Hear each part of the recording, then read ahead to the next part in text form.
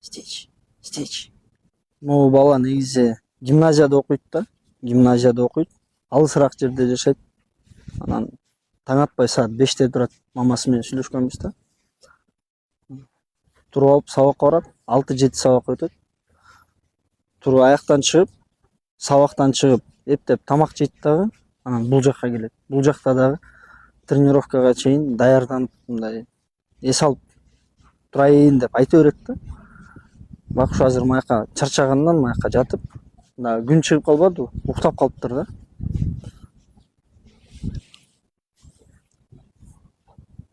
Это до чего нужно вот желать, хотеть стать футболистом, что он встает в 5 утра, занимается со всеми этими занятиями, обещает маме и папе показать результат.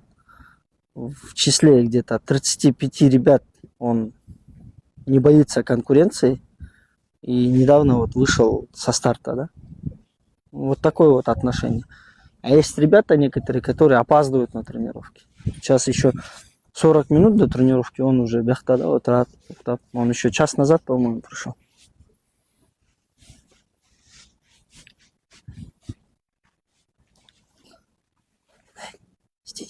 Стич.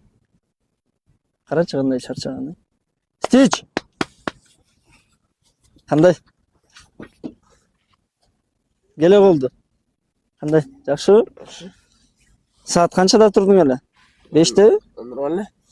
Жок, эртең менен саат канчада турдуң эле? 5-теби? Ты в 5, да, просыпаешься утром? В гимназии учишься? Еще конкуры не боишься? Гебешти. Молодец. Өзүңө келдиңби? Ооба. Жакшы элеби баары? Курсак токпу? Жүз супу ич. Пойдем.